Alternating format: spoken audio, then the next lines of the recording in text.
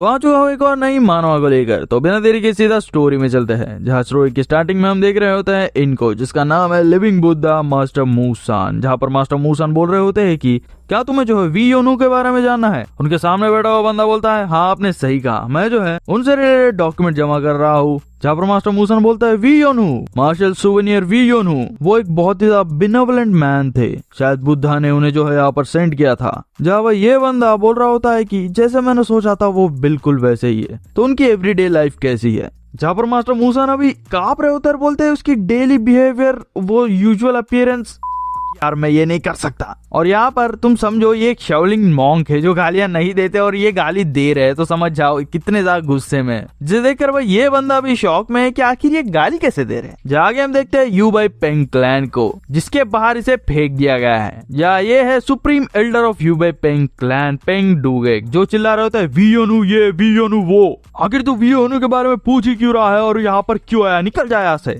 जहाँ भाई ये लोग इस बंदे के ऊपर जो सॉल्ट फेंकते हैं, मतलब बुरी चीजों को भगाने के लिए जैसे फेंकते हैं ना बैड लक के लिए, तो वो उसके ऊपर ही फेंक रहे होते हैं। जिसे देखकर भाई इसका एक्सप्रेशन देखो पूरा शौक में है। तो यहाँ मैं तुम्हें इसके बारे में बता दूं, ये एक हिस्टोरियन है जो हिस्ट्री के बारे में लिखता है। जहाँ आगे मैं बता जा रहा होता है वी योनू के बारे में, जो कि था रेडिएंट मार्शल सुवेनियर, एक लेजेंडरी फिगर जिसने एरा ऑफ केओस को खत्म किया था, एक ट्रू जेंटलमैन, एक ग्रेट मैन। कुछ लोग उसे जो है ग्रेटेस्ट ऑफ ऑल टाइम कहते थे और कुछ लोग उसे ग्रेटेस्ट शिवलोरियस वॉरियर। जहाँ भाई ये हिस्टोरियन यहाँ से जा रहा होता है और सोच रहा होता है कि आखिर क्यों दूसरे लोग जो इसके बारे में बात नहीं करते।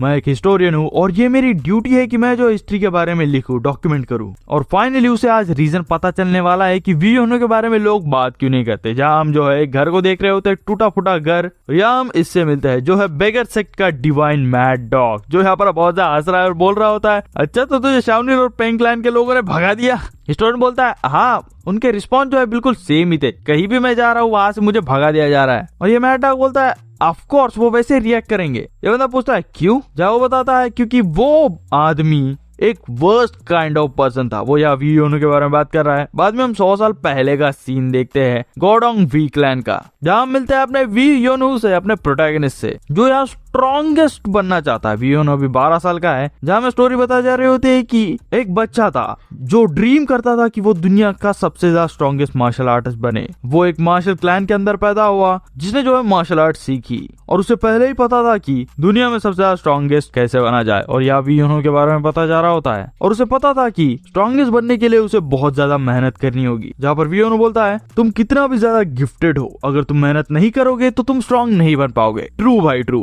अगर तुम में टैलेंट है मगर तुम मेहनत नहीं करते तो तुम स्ट्रॉन्ग कभी बन नहीं सकते, तुम अच्छे बन नहीं सकते। मगर भाई इस बंदे के लिए एक छोटी सी इशू थी। वो इशू था कि अभी बहुत लेट हो गया ट्रेन करने के लिए, अभी रात हो रही है। तो वी योनू सन को देखता है और सोचता है छोड़ो यार सो जाते हैं। और वो बोल रहा होता है व्हाट अ शेम, मुझे लगा था कि आज मैं ट्रेनिंग करूंगा मगर रात होने वाली है, तो चलो आज सो जाते हैं, कल ट्रेनिंग करते। जा भाई तभी रूम के अंदर को एंटर करता है और बोलता है उठ जा, मैं बोल रहा हूँ उठ जा। जहाँ वी योनू उठ जाता है और ये है वी योनू का बाप वी जोनचोन, जो कि गोडोंग क्लैन का पेट्रियार्क है और जिसका टाइटल है राइज शिवलोरियस स्वॉर्ड्समैन। जब उसका बाप पूछता है तुझे पता है कि टाइम क्या हुआ है? वी योनू बोलता है मैंने सन को देखा था। उसका बाप बोलता है तो फिर भी क्यों सो रहा है? योनू बोलता है क्योंकि अभी सन नीचे जा रहा है, मतलब रात हो रही है। उसका बाप पूछता है तुझे पता है कि तू कितने दिन से इस रूम के अंदर है? योनू बोलता है शायद 2 दिन, शायद 3 दिन, नहीं मुझे लगता है 2 दिन। उसका बाप चिल्लाकर बोलता है 4 दिन हो गए गधे, 4 दिन से तू सो रहा है, एक भालू भी इतने दिनों तक सोता नहीं।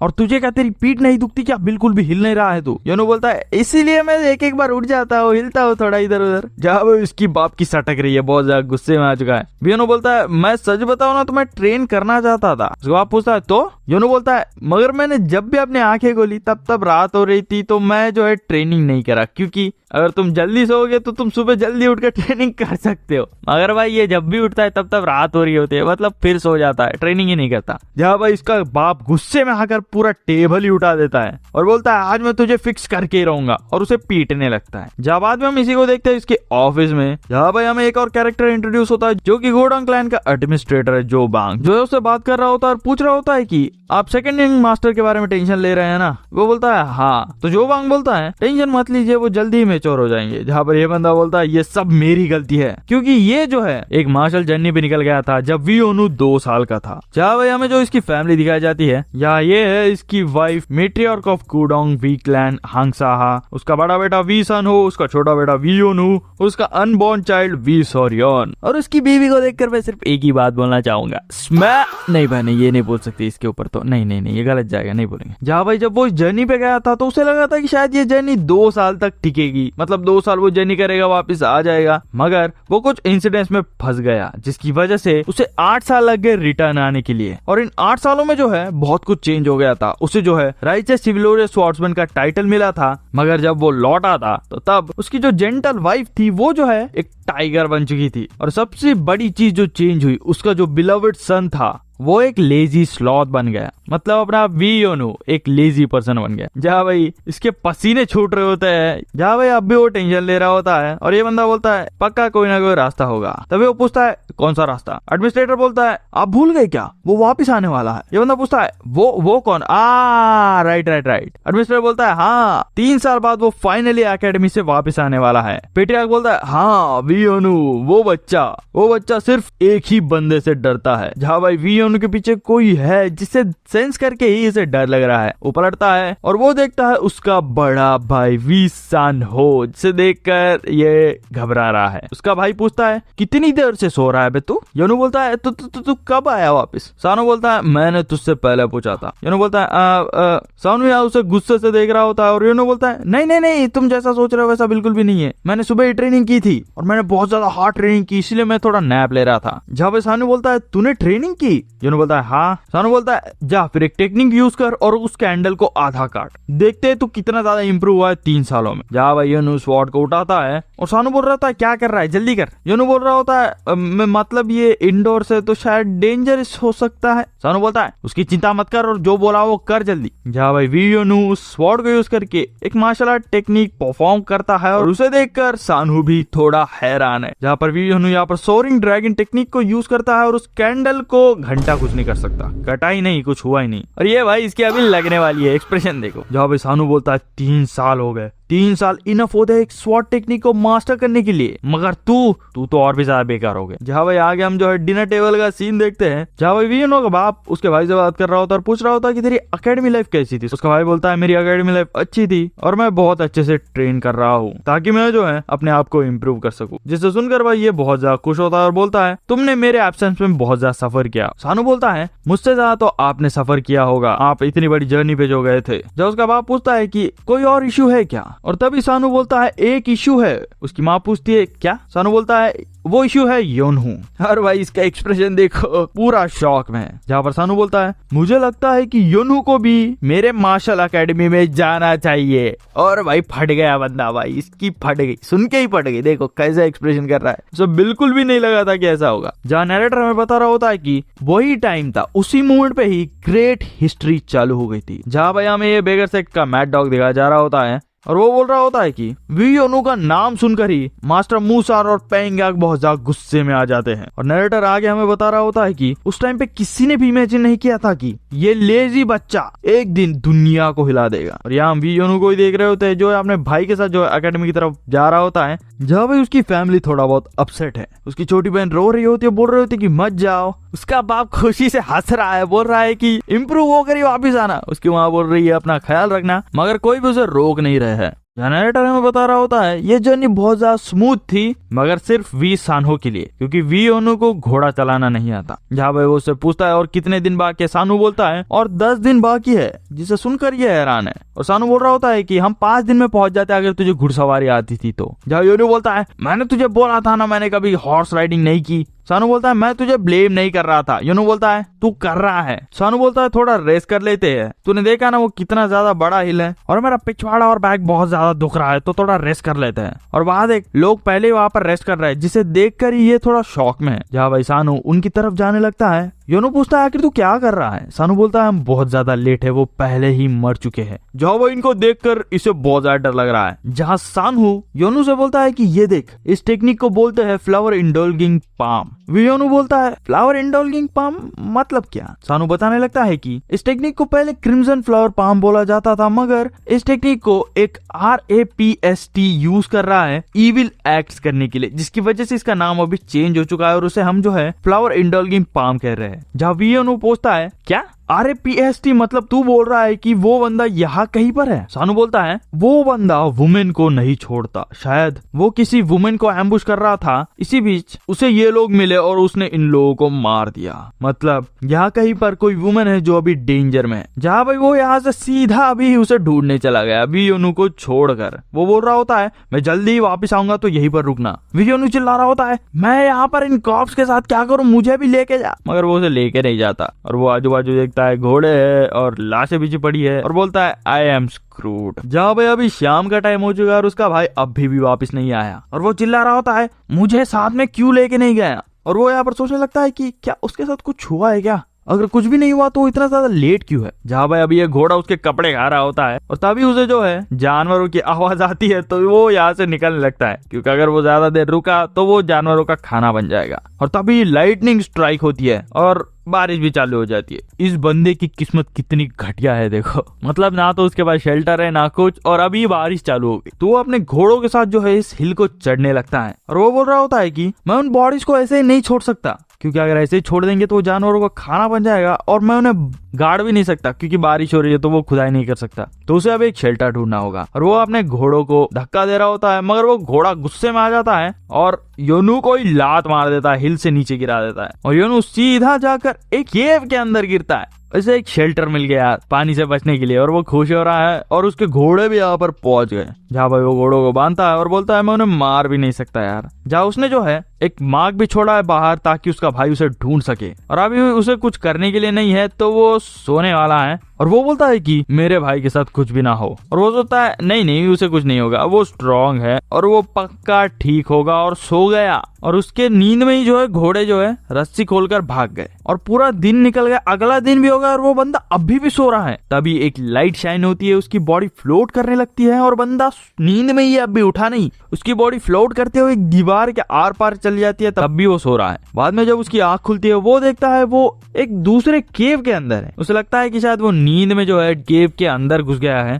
तभी उसे आवाज आती है और वो आवाज बोलती है फेटेड ह्यूमन, जिसे सुनकर ये बहुत ज्यादा डर जाता है। जहाँ भाई अभी एक लाइट अपीयर होती है जो बोल रही है welcome to the place fated human, मेरे रेडियंट स्वॉर्ड के सक्सेसर। यूनो बोलता है वो लाइट बात कर रही है क्या अभी? वो लाइट बोल रही होती है हाँ मैं एक ट्रांसेंडेंट बीइंग हूँ जो अपने फिजिकल बॉडी को छोड़ चुका है और मैं जो है टाइम एंड स्पेस से बियॉन्ड तुझसे बात कर रहा हूँ। तू मेरे विल को एक्सेप्ट कर और इस वर्ल्ड को रूल कर। जिसे देखकर भाई ये डर जाता है क्योंकि उसे लगता है कि ये एक घोस्ट है। जब वो लाइट बोलती है डू नॉट बी अफ्रेड, मैं पहले ही मर चुका हूँ और ये सिर्फ मेरा विल है और मैंने जो है ये अपने सक्सेसर के लिए छोड़ा है, तो प्लीज मेरे विल को एक्सेप्ट कर। जब ये सोचता है एक मिनट ये सिचुएशन थोड़ा बहुत फेमिलियर लग रहा है, एक केव जिसके अंदर कोई ह्यूमन नहीं है और एक ओल्ड मैन की विल, ये तो एक फेटफुल चांस है। देखो भाई कितना खुश हो रहा है। अभी हेवेंस मेरे अच्छे कामों के लिए मुझे रिवॉर्ड कर रही है। और एक सेकंड, इसके कौन से अच्छे काम? जितना मुझे पता है इस स्टोरी के अंदर वो ज्यादातर सो ही रहा होता है। आगे वो बोलता है मुझे जो है मार्शल स्कूल भी नहीं जाना होगा अगर मैं स्ट्रॉन्ग बन जाऊं तब। जहाँ पर वो लाइट बोलता है अभी टाइम वेस्ट नहीं करते है, सीधा मेरी स्वॉर्ड को इनहेरिट करो, मैं तुम्हें मेरी अपनी रेडियंट स्वॉर्ड स्किल सिखाऊंगा। जहाँ योनु खुश हो रहा और बोलता है ऑफ कोर्स सीखते हैं। लाइट बोलती है अगर तू टैलेंटेड होगा और 30 साल तक ट्रेनिंग करेगा तो तू पक्का मेरी स्किल को रेप्लिकेट कर पाएगा। जिसे सुनकर एक्सप्रेशन देखो इसका। तो बोलता है 30 साल? लाइट बोलती है हाँ बस 30 साल। योनु बोलता है रुको, मुझे नहीं लगता ये मेरे लिए था, जाकर दूसरे बंदे को ढूंढो। भाई जैसे सुना कि 30 साल उसे कंटिन्यू हार्ड वर्क करना होगा, बंदे ने सीधा बोल दिया नहीं दूसरे बंदे को ढूंढो, फाइंड द नेक्स्ट पर्सन। जहाँ वो लाइट बोल रहे थे क्या? योनु बोलता है हाँ मैं यहाँ से निकलना पसंद करूंगा यार, 30 साल रह के ट्रेनिंग करने से अच्छा। जहाँ आगे हम जो है इस मैड डॉग को देखते हैं जो बोल रहा होता है वो मीटिंग ही थी जिसने उस लूजर योनु को स्ट्रॉन्ग बनाया। और थोड़ा बहुत तुम कंफ्यूज हो रहे होगे तो यहाँ हम जो स्टोरी सुन रहे हैं ना वो मैड डॉग उस हिस्टोरियन को बता रहा है। मतलब अभी जो हो रहा है वो पूरा पास्ट का सीन है, अभी करंटली नहीं है, तो ये पूरा पास्ट है योनु का। जहाँ पे योनु से बोलता है कि मैं यहाँ से निकलता हूँ तो दूसरे बंदे को ढूंढ, तो गुड बाय, और वो भागने लगता है। वो लाइट बोलती है रुक रुक रुक एक मिनट रुक। और यहाँ अभी एक पर्सन अपीयर होता है, एक घोस्ट टाइप का पर्सन, एक स्पिरिट समझ लो, जिसका नाम है बेक मोहान। जब योनु उसकी तरफ देखता है और बोलता है मुझे लगा ही था तू एक स्कैमर है। मोहान बोलता है scammer, how dare you call me that. योनु बोलता है तूने अब तक प्रिटेंड किया था कि तू एक लाइट है और मैंने जब ना बोला तो तू अभी अपने आप को रिवील कर रहा है। मोहन बोलता है मैं प्रिटेंड नहीं कर रहा था, मैं एक्चुअली एक स्पिरिट हूँ जिसके पास अभी कोई बॉडी नहीं है। योनो बोलता है स्पिरिट जिसके पास कोई बॉडी नहीं है, ठीक है फिर ये घुसा खा मेरा, और वो उसके ऊपर पंच कर देता है, मगर उसका पंच लैंड नहीं होता, वो उसके आर पार चला जाता है। मोहन पूछता है क्या कर रहा है बे?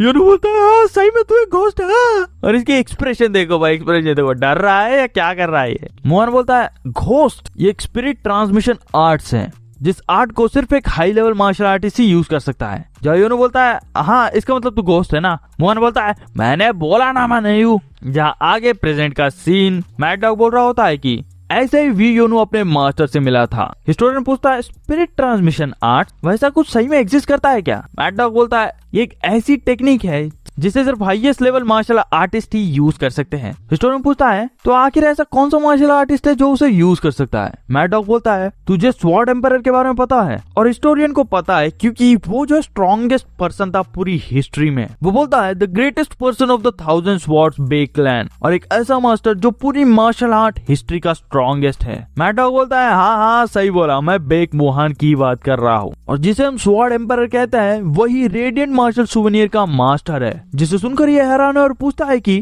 क्या सही में? मगर स्वॉर्ड एम्परर तो 300 साल पहले जिंदा थे ना, मतलब वो पीरियड के बंदे थे ना। मैड डॉग बोलता है तूने सही कहा, और इस जनरेशन को उसके बारे में कुछ भी नहीं पता, मगर ये सही है कि उसी ने जो है वीएनओ को ट्रेन किया। हिस्टोरियन बोलता है हाउ इनक्रेडिबल, जैसे रेडिएंट मार्शल सुवेनियर को उनके बारे में पता चला तो इमीडिएटली उनके डिसाइपल बन गए। मैड डॉग बोलता है वीएनओ अरे नहीं यार ऐसा बिल्कुल भी नहीं हुआ, इसका ऑपोजिट हुआ। यहाँ पता जा रहा होता है स्वॉर्ड एम्परर के जो डिसेंडेंट है ना कई सालों तक उसे ढूंढने ही नहीं आए, जिसकी वजह से उसे एक डिसाइपल चाहिए था। यहाँ हम उन्हीं को देख रहे होते हैं स्वॉर्ड एम्परर को, मोहन को, जो यहाँ पर बोल रहा होता है कि तू मेरा डिसाइपल बन, तुझे बनना ही होगा। वियोनो बोलता है चिल्ला क्यों रहे हो, और मैं बेक क्लैन से भी बिलोंग नहीं करता, और मैं वैसे भी तुमसे ट्रेनिंग नहीं ले सकता, तो मैं यहाँ से जा रहा हूँ। मोहन बोलता है तुझे क्या लगता है तू इतनी इजीली यहाँ से भाग पाएगा? और वो अपने टेक्निक को यूज करके यहाँ का गेट बंद कर देते हैं और हंसने लगता है और बोलता है तुझे क्या लगा था, हाँ ये एक सुपर थिक स्टोन गेट है और तेरे करंट एबिलिटीज के साथ तू कभी भी यहाँ से बाहर नहीं जा पाएगा, इसे तोड़कर बाहर ही नहीं निकल पाएगा।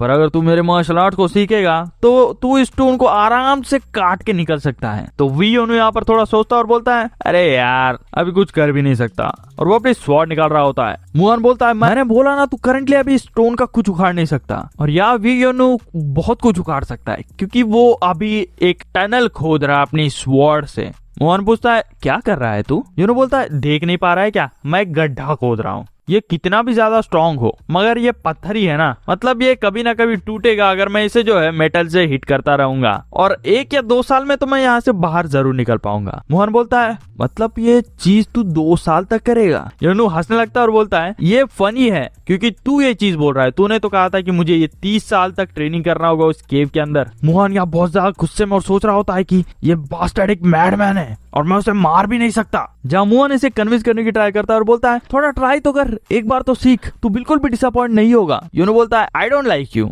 बाद में मोहन उसे और कन्विंस करने की ट्राई करता है, वो बोलता है मैं तुझे यहाँ से 20 साल में वापस भेज दूंगा। योनो बोलता है 20? ना यार वो बहुत ज्यादा लंबा है, मैं यहाँ पर रह सकता हूँ, ट्रेनिंग ले सकता हूँ, अगर तू बोलेगा 3 साल। और यहाँ तुम समझो ये यार ट्रेनिंग के लिए नेगोशिएट कर रहा है, मतलब पहले 30 साल फिर 20 साल और योनो बोल रहा है 3 साल, जिसे सुनकर भाई मोहन बहुत ज्यादा गुस्से में आ जाता है और बोलता है तू मेरे मार्शल आर्ट को 3 साल में सीखना चाहता है, अगर जांग सांगफेंग भी फिर से वापस आ जाए तब भी वो ऐसा नहीं कर सकता। और ये जांग सांगफेंग कौन है मुझे नहीं पता, अगर आपको पता है तो कमेंट सेक्शन में बता देना। विनो बोलता है अच्छा ऐसी बात है तो छोड़ो यार मैं नहीं सीखने वाला। जाओ भाई इसका शक्ल देखो कितना ज्यादा गुस्से में ये, मगर कुछ कर नहीं सकता। और वो बोलता है 5 साल, मुझे 5 साल दे और मैं तुझे इस दुनिया का सबसे स्ट्रॉन्गेस्ट मार्शल आर्टिस्ट बना दूंगा। जिसे सुनकर भाई इसका इंटरेस्ट जाग चुका है, वो बोलता है स्ट्रॉन्गेस्ट मार्शल आर्टिस्ट सिर्फ 5 साल के अंदर, और मैंने ऐसे स्पिरिट के बारे में आज तक कभी नहीं सुना। और वो सोचता है शायद ये सच बोल रहा है, अगर मैं इसकी टेक्निक सीख लूं तो शायद मैं सबसे ज्यादा स्ट्रॉन्गेस्ट बन जाऊं। और इसका शक्ल देखो भाई, ये अब भी इस पे शक कर रहा है थोड़ा बहुत। और वो बोलता है ठीक है फिर चलो एक मास्टर बनते हैं इस अपॉर्चुनिटी को यूज करके।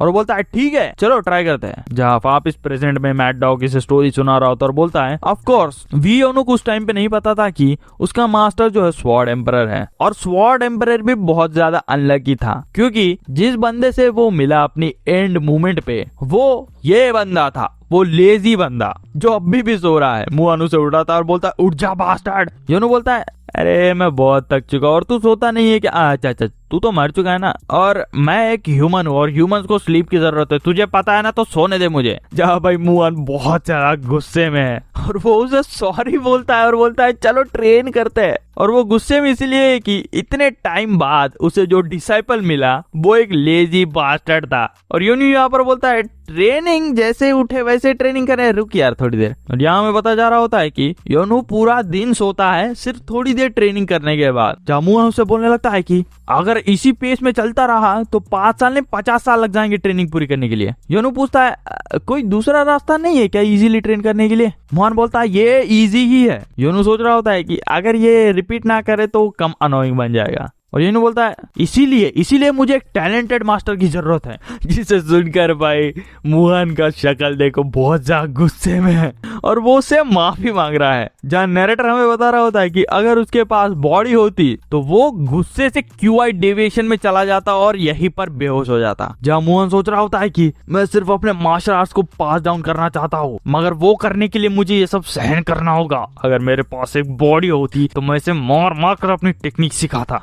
के सामने भाई योनू देखो कैसे हंस रहा है, उसे चिढ़ा रहा है, कैसे रोल कर रहा है जमीन के ऊपर। और वो बोलता है मास्टर आखिर आपने वो कैसे किया? मोहन पूछता है क्या? योनू बोलता है आखिर आपने वो स्टोन गेट को नीचे कैसे गिराया? अगर आप जो है बिना हाथ लगाए जो है चीजों को मैनिपुलेट कर सकते हैं तो मेरी बॉडी को मैनिपुलेट करके आप मार्शल आर्ट्स नहीं सिखा सकते क्या? जहाँ मोहन बोलता है मैंने वहाँ पहले ही सेटअप करके रखा था, एक धागा बंध दिया था जिसे तोड़कर मैंने जो है वो गेट बंद कर दिया और मैं जो है तेरी बॉडी को मूव नहीं कर सकता। मगर योनू पूछता है आखिर आपने वो स्ट्रिंग कैसे तोड़ा? आपके पास तो कोई बॉडी नहीं है, आप चीजों को टच नहीं कर सकते। यहाँ मोहन बोलने लगता है कि ये दोनों चीजें अनरिलेटेड है। मैंने सिंपली जो है साइकिक लेविटेशन टेक्निक यूज की जिसकी वजह से मैंने उस धागे को तोड़ दिया।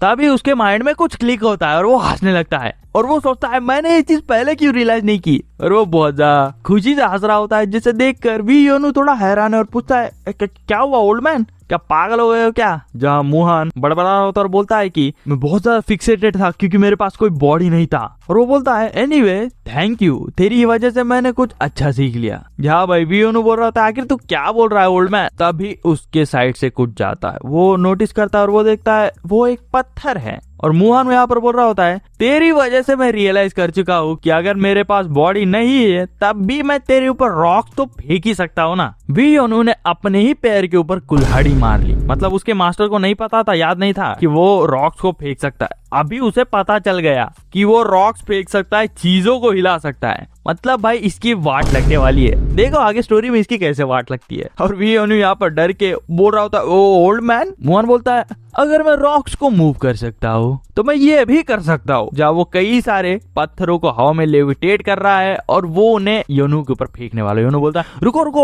ओल्ड मैन, मास्टर भाग कर। और वो सारे पत्थर आके उसके ऊपर लगते हैं और यही से उसकी ट्रेनिंग स्टार्ट हो गई। जहाँ आगे नैरेटर हमें बताता है कि उस दिन के बाद से बेक मोहन और वी योनू कंटिन्यूसली ट्रेनिंग करते रहे डे एंड नाइट। जहाँ वी योनू दिन में स्वॉर्डमैनशिप सीखता था विदाउट एनी रेस्ट और रात के टाइम पे ये दोनों मार्शल आर्ट्स के ऊपर डिबेट करते थे। और वी योनू जब भी सोता था ना वो नींद में भी ट्रेनिंग कर रहा है ड्रीम मिथिक आर्ट्स को यूज करके जिसे मोहन ने उसे सिखाया था। मतलब भाई तुम समझो एक लेजी पर्सन, मेरी तरह लेजी पर्सन जो कोई काम नहीं करता, उसे फोर्स किया जा रहा है और उसे सारे चीजें कराए जा रहे हैं। मतलब भाई उसे सुबह भी ट्रेनिंग कराओ, शाम को भी ट्रेनिंग कराओ, रात को भी कराओ और भाई जब वो नींद में तब भी ट्रेनिंग कराओ, सपने में भी वो ट्रेनिंग ही कर रहा है। जहाँ हम आगे इनकी ट्रेनिंग ही देख रहे होता है मोहन उसके ऊपर कुछ पत्थर फेंकता है और वो उन पत्थरों को अपने स्वॉर्ड से स्लैश कर देता है, एक ही साथ तीनों पत्थर स्लैश। यहाँ नैरेटर बता रहा होता है कि living became the sword, life has become the sword. मतलब समझ जाओ कि उसने कितनी ज्यादा ट्रेनिंग की होगी। जहाँ नैरेटर बताता है कि वी योनू के पास कोई भी टाइम नहीं था कि वो लेजी बन सके और यहाँ उसका मास्टर खुश हो रहा है। और इसी तरह से 5 साल बीत गए और जब वो इस वर्ल्ड के अंदर वापस आया तो उसने इस पूरी दुनिया को हिला दिया। जहाँ हम देखते हैं कि वी योनू उस स्टोन गेट को उठाकर बाहर जाता है और वो फाइनली इस केव से बाहर आ चुका है। आगे हम देखते हैं एक दिन पहले का सीन। यहाँ हम देखते हैं ये बंदा अभी भी नींद में ही है। उसका मास्टर उसे बुलाता है मगर ही इज लाइक ना यार थोड़ी देर सोता हूँ बाद में उठूंगा, प्लीज सोने दो मुझे। मगर वो देख रहा है कि उसका मास्टर भी बहुत ज्यादा सीरियस है। वो उसके पास जाता है और पूछता है क्या हुआ। उसका मास्टर बोलने लगता है मैंने अपनी पूरी जिंदगी मार्शल आर्ट से सीखी है ताकि मैं उसका एंड देख सकूं। मैंने मार्शल आर्ट्स के अलावा कुछ भी नहीं किया जिसकी वजह से ही मेरे साथ ऐसा हुआ। मेरे क्लैन के लोग मुझे भूल गए और मुझे ढूंढने भी नहीं आए। जैसे कर ये सोच रहा है अरे बुढ़े के साथ क्या हुआ, ये ऐसे क्यों बात कर रहा है। जब मास्टर बोलने लगता है कि मैं जब इसके बारे में सोचता हूँ तो ये बहुत ज्यादा ऑब्वियस हो जाता है कि क्यों मेरे क्लैन मुझे कभी ढूंढने नहीं आई। मैंने अपनी पूरी जिंदगी सिर्फ मार्शल आर्ट्स के पीछे ही लगाई थी, इसलिए मैंने उन्हें अबैंडन कर दिया था और मुझे लगा था कि मैं अगर मार्शल आर्ट्स का एंड देख लूंगा तो मुझे सब कुछ मिल जाएगा, मगर मैं गलत था और अभी तेरी वजह से मैं जो है इस चीज को रियलाइज कर चुका हूँ। जिसे सुनकर भाई ये थोड़ा जो है शौक में है और मास्टर बोलने लगता है मैंने जो है पहली बार किसी को अपना स्टूडेंट बनाया, मैं बहुत ज्यादा गुस्से में था, अनॉयड था, मगर तुझे सिखाते हुए मैं बहुत ज्यादा खुश भी था। और यहाँ वो इसी के बारे में बात कर रहा होता है, मगर योनू उससे पूछता है आखिर क्या हुआ मास्टर, आप अचानक ये बातें क्यों कर रहे हो। मास्टर बोलता है अभी टाइम आ चुका है और योनू जो है बहुत ज्यादा शौक में बोलने लगता है आखिर क्या बोल रहे हो, क्या टाइम आ चुका है, आपने तो बोला था कि 30 साल तक हम साथ में ट्रेनिंग करेंगे और अभी तो सिर्फ 5 साल हुए हैं, अभी भी 25 साल बाकी है, मुझे ट्रेन कीजिए। जहाँ भाई हमें बताया जा रहा होता है कि इसके मास्टर ने इसे कुछ इंटरनल क्यूआई दी थी एक एग्जाइल के फॉर्म में, जिसकी वजह से वो जो है यहाँ पर सरवाइव कर सके और उसे देने के बाद अभी इसके मास्टर के पास कोई भी पावर नहीं है, जिसका मतलब वो अभी गायब होने वाला है। जहाँ भाई योनू थोड़ा सैड दिख रहा है और पूछ रहा होता है अगर आप मुझे पहले ये बता देते तो मैं जो है खाना ढूंढ कर वापिस आता था, खाकर जो है ट्रेनिंग करता था, आखिर आपने मुझे एग्जाइल क्यों दिया। उसका मास्टर सोच रहा होता अगर मैंने ऐसे किया होता तू पक्का भाग जाता, वापिस नहीं आता था तू। इसके मास्टर को पक्का पता है ये आलसी वापिस तो आने नहीं वाला था, इसलिए उसने जो है उसे पिल लिया, ना कि उसे बाहर भेजा। और वो बोल रहा होता है हाँ मैं समझ गया कि तुम कैसे फील कर रहे हो, मगर तुम्हारे साथ जो टाइम था मैंने वो बहुत ज्यादा एंजॉय किया, मैं तुम्हें जो है स्ट्रॉन्गर बनते हुए देखना चाहता था, मगर ठीक है कोई बात नहीं। और ये यहाँ पर स्माइल कर रहा होता है और वो मन में सोच रहा होता है कि मैंने तुम्हारे अंदर देख रखा है कि तुम इस पूरी दुनिया को घूमोगे और बहुत ज्यादा स्ट्रॉन्ग बनोगे। और वो उससे यही बोलता है कि जाकर दुनिया को घूमो और दोस्त बनाओ और लोगों से मिलो। जहाँ भाई योनू थोड़ा सैड है और उसका मास्टर बोल रहा होता है कि while looking up I didn't see what was at my feet, मतलब भाई जब वो मार्शल आर्ट ट्रेनिंग कर रहा था उसके अलावा उसने किसी की भी बारे में परवाह नहीं की और वो चाहता है कि योनू ये गलती ना करे और बोलता है अगर मैं तुम्हें कभी देख ना पाऊं और किसी को भी मेरे एग्जिस्टेंस के बारे में ना पता चले तब भी तुम्हारे मूवमेंट्स के अंदर, तुम्हारे स्वॉर्ड्समैनशिप के अंदर मैं हमेशा रहूंगा, मैं तुम्हारे साथ ही रहूंगा। और ये बोलते साथ ये गायब हो रहा होता है। योनू बोल रहा होता है मास्टर आप अभी नहीं जा सकते, आपको अभी मुझे बहुत चीजें सिखानी है, प्लीज कुछ दिन, एक और दिन रुक जाइए। और उसका मास्टर जाते जाते बोलता है खुश रहना और गायब हो जाता है। और भाई योनू बहुत ज्यादा सैड है, वो रो रहा होता है और बोलता है कि काश आपने मुझे ये पहले बोला होता। और अभी हम प्रेजेंट का सीन देखते हैं जहाँ भाई वो बहुत ज्यादा गुस्से में है और बोल रहा होता है इसीलिए मास्टर ने मुझे बताया नहीं कि वो पहले गायब होने वाले थे, आखिर ये सब उनने कब किया और बुढ़े ने कुछ अच्छा छोड़ा भी नहीं। और यहाँ भाई वो जो है एक कपड़े को पकड़ के जिसके ऊपर कुछ लिखा हुआ है और चिल्ला रहा होता है आखिर ये क्या है। जहाँ बताया जा रहा होता है कि गायब होने से पहले बेक मूसा ने जो है वियोनू के कपड़े के ऊपर एक मैसेज लिखा था और उस मैसेज के अंदर बताया गया है कि वियोनू के मार्शल आर्ट्स जिसे उसने जो है बहुत जल्दी सीख लिया था वो इनकम्प्लीट है और उसके मास्टर के गायब होने के बाद वियोनू कभी ट्रेन नहीं करेगा। तो बेक मूसा ने जो है पहले ही वियोनू के बॉडी के अंदर एक फीचर सेट कर दिया और वो फीचर था वो इनर एग्जायर, जिसे वियोनू ने खा लिया था, जिसकी वजह से उसके मार्शल आर्ट बहुत जल्दी इंप्रूव हो गए थे। और यहाँ पर एक ट्विस्ट है, इस एग्जायर को खाने के बाद वियोनू के मार्शल आर्ट्स बहुत जल्दी स्ट्रॉन्ग बनते जाएंगे, पर उसका एक्सपीरियंस अगर नहीं बढ़ेगा और वो ट्रेनिंग नहीं करेगा तो सिर्फ उसके इनर पावर बढ़ेगी, उसकी बॉडी स्ट्रॉन्ग नहीं बनेगी। और ऐसे ही चलता रहा तो भाई ये मर जाएगा। उसके मास्टर को पहले से ही पता था मैं जैसे ही जाऊंगा ये आलसी फिर से जो है ट्रेनिंग छोड़ देगा, तो उसने पहले ही पूरा इंतजाम करके रखा है कि ट्रेन कर वरना मरेगा। और वो जाते जाते बोल भी रहा है अगर तू ट्रेनिंग नहीं करेगा तो बेटा मरेगा तू। और जिसको लेकर योनू बहुत ज्यादा गुस्से में है। जहाँ उसी मैसेज के अंदर लिखा हुआ है कि अभी जो है ट्रैवल करो, अलग अलग जगह पर जाओ, अलग अलग लोगों से मिलो और इसी तरह से तुम नई चीजें सीखोगे और एक छोटा आदमी बनकर कभी खुश मत रहना, जाकर कुछ बड़ी चीजों को देखो और एक बड़े आदमी बनो। जहाँ भाई अभी हम वियोनू का एक्सप्रेशन देखते हैं और वो अभी मतलब गुस्से में तो नहीं है, खुशी है। और उसके मास्टर ने बोल भी रखा है कि पहले जगह तुम जाओगे वो है रुलिन, जिसके अंदर तुम्हें जो है वर्ल्ड का ग्रेटेस्ट स्कॉलर ढूंढना होगा और उनके साथ रहना होगा। और पढ़कर इसका एक्सप्रेशन देखो, झटका बैठा है इसको। जहाँ भाई ये चिल्ला रहा होता है यू डैम मास्टर, तुम्हारी वजह से अभी मुझे अलग अलग जगह पर जाना होगा। और इसका प्लान था कि ये पहले बाहर निकलने के बाद सीधा अपने घर पर जाएगा, मगर पहले अब ये सब सेटल करने के बाद ही वो जाने वाला है। और वो सबसे पहली चीज जो करता है वो है बो डाउन। वो अपने मास्टर को गुड बाय बोलता है और बोलता है कि मैं वापस नहीं आने वाला हूँ, यहाँ पर कभी भी वापस नहीं आने वाला हूँ। और यहाँ से जाने लगता है और बोल रहा होता है अरे ये रूलिन कहाँ पर है बे। तभी हम केव का नजारा देखते हैं और इसका मास्टर अभी भी गया नहीं, वो हंस रहा है आकर, वो खुशी से हंस रहा है और बोल रहा है अगर तू इस वर्ल्ड के बारे में नहीं जानेगा तो तू एक बेवकूफ बन जाएगा। और इस वर्ल्ड के अंदर उस टाइप का कोई मार्शल आर्ट एग्जिस्ट ही नहीं करता बे।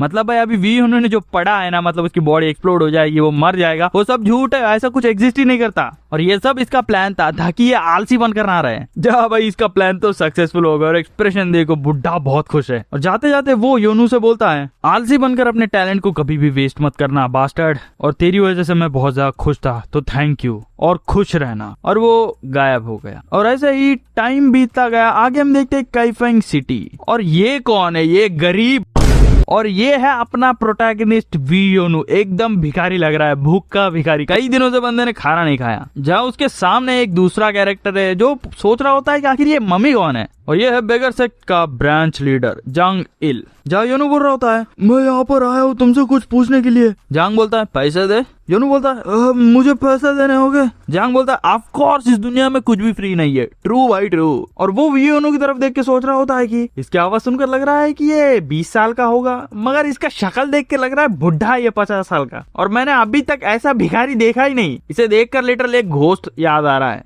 जहाँ वो वी योनू से बोलता है मैं तेरी हेल्प करना चाहता हूँ क्योंकि तू भी एक बेगर की तरह दिखता है, मगर यहाँ पर कुछ रूल्स है जिन्हें मुझे फॉलो करना होगा। योनू बोलता है बेगर? जांग बोलता है हाँ हम दोनों भिखारी। योनू चिल्लाकर बोलता है मैं तुझे भिखारी दिख रहा हूँ क्या? जांग बोलता है अबे तू भिखारी है, देख अपने आप को। जांग उसे आगे बोलता है अगर तेरे पास पैसे नहीं है तो निकल यहाँ से, तेरे लिए कुछ नहीं है। जा भीख मांग कर पहले पैसे लेके आ, बाद में इन्फॉर्मेशन दूंगा। योनू बोलता है मैं क्यों भीख मांगूंगा, मैं भिखारी नहीं हूँ। जांग बोलता है भिखारी हो इसीलिए भीख मत मांगो, भीख मांग रहे हो इसीलिए तुम भिखारी हो। वाह क्या लॉजिक है। और वो जो आगे बोलता है ना भाई, क्या बैंगर लाइन है। वो बोलता है तेरे को देख के लग रहा है कि तेरे सामने अगर कटोरा रख देना तो ऑटोमेटिकली पैसे कमाने लगेगा, ऑटोमेटिकली लोग पैसे देने लगेंगे, तो टैलेंट वेस्ट मत कर, जाकर भीख मांग। और अभी इसका एक्सप्रेशन सडनली चेंज हो गया है और वो पूछता है एक मिनट मेरे साथ काम करेगा क्या? योनू बोलता है कौन सा काम? और यहाँ हम आगे योनू को ही देखते हैं जिसके सामने कई सारे रुपए हैं और ये बहुत ज्यादा खुश हो रहा होता है और बोलता है कि आधे साल की कमाई सिर्फ एक दिन में कमा ली, वाह तू तो गॉड ऑफ वेल्थ है। और यहाँ मैं बता दूं क्या हुआ, इसने योनू से भीख मंगवाया और इसने इतने ज्यादा पैसे कमाए। सोचो भाई, भीख मांगकर बंदे ने इतने पैसे कमाए,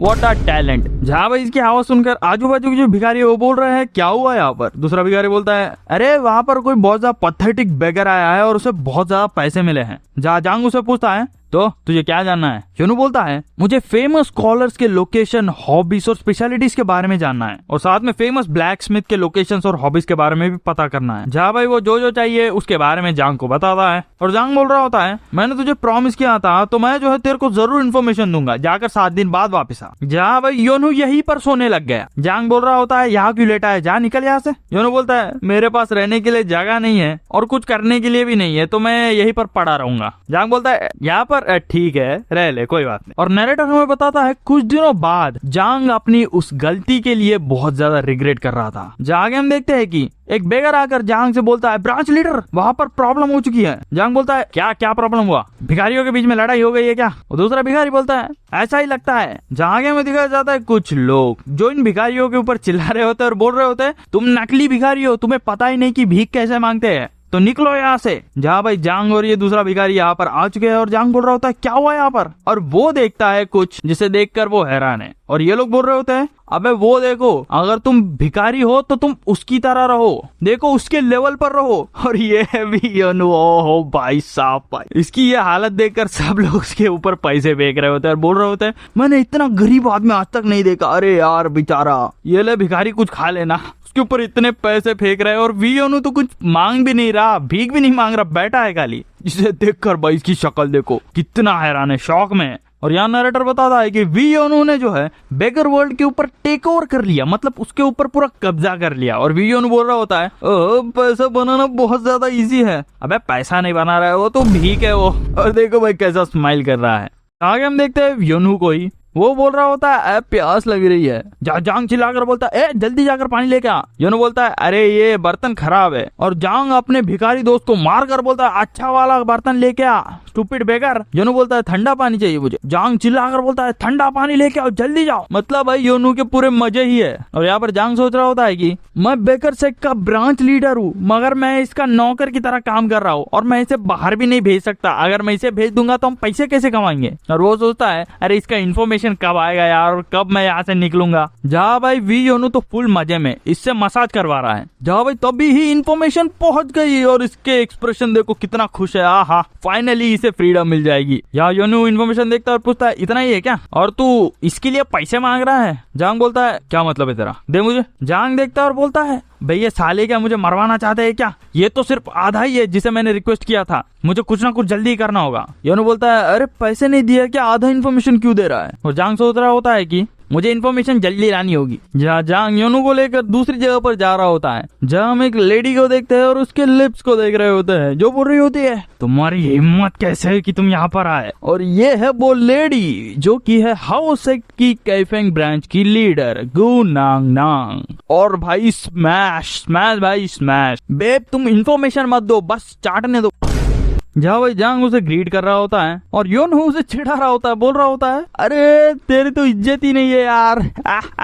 जहाँ जांग बात करने की ट्राई कर रहा होता है मगर योनू उसे चिढ़ा ही रहा है। जहाँ लौंडिया बोलती है this is surprising, baker sect का ब्रांच लीडर हमारे हाउस सेक्ट में क्या कर रहा है और तुझे इन्फॉर्मेशन चाहिए, तुझे पता है ना हम दोनों राइवल्स है, तो तू यहाँ पर क्यों आया। जांग बोलता है मैं बेकर सेक्ट की तरफ से नहीं आया हूँ, मैं तेरे लिए कस्टमर लेके आया हूँ और पीछे ये बंदा अभी भी इसे चिढ़ा रहा है। लौंडिया बोलती है मजाक कर रहा है ना तू, अच्छा तो बेकर सेक्ट की तरफ से नहीं आया मगर तू एक भिखारी को ही लेकर आया है एज अ क्लाइंट, क्या तू हमें इंसल्ट कर रहा है या फिर प्रोवोक कर रहा है। अगर तुझे इन्फॉर्मेशन चाहिए तो बेकर सेक्ट के मांगना। योनू बोलता है मैं बेकर सेक्ट से नहीं हूँ और ये भाई जांग को अभी भी छेड़ रहा है, उसे उंगली कर रहा होता है। जहाँ लौंडिया बोलती है मेरे पास अभी कोई चॉइस नहीं बचा, अगर तुम ऐसे ही करते रहोगे तो हमें एक्शन लेना ही होगा, तो यहाँ से बेटा जल्दी निकलो। जहाँ योनू बोलता है हाउस सेक्ट तो एक इंटेलिजेंस ऑर्गेनाइजेशन है ना, और तुम्हें तो ये भी नहीं पता कि मैं बेकर सेक्ट से नहीं हूँ और तुम बोल रहे हो कि तुम एक इंटेलिजेंस एजेंसी हो, आखिर तुम्हें क्या पता है, क्या तुम्हें बेसिक्स भी पता है। जिसे सुनकर भाई से गुस्सा आ जाता है और वो किसी को बुलाती है, वो बोलती है गोंगमू। यहाँ भाई कोई आता तो नहीं मगर फॉग दिखती है यहाँ पर, और वो पूछती है तुम्हें पता है कि वो कौन है।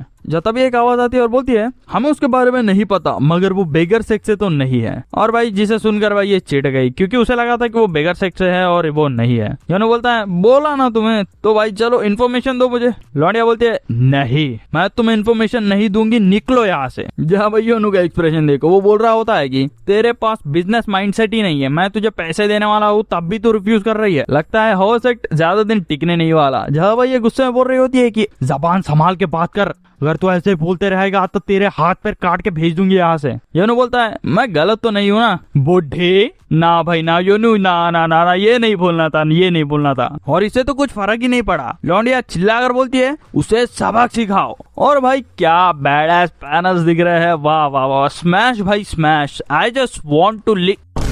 खैर तभी एक बंदा आकर योनू के ऊपर अटैक कर देता है। जांग उसे रोकने के लिए आता है मगर योनू उसे साइड करता है और एक ही घुसंड के अंदर पेल दिया जमीन पे उसे। दोनों के दोनों शॉक में है। लौंडिया चिल्लाकर बोलती है तू तो एक मार्शल मास्टर है ना। योनू बोलता है सॉरी यार, वो तो बस मेरे इंस्टिंक्ट थे इसलिए मैं जो है अटैक किया, और मुझे पता रहता कि अटैक करने वाला है तो मैं उसे इतना बुरी तरह से नहीं मारता।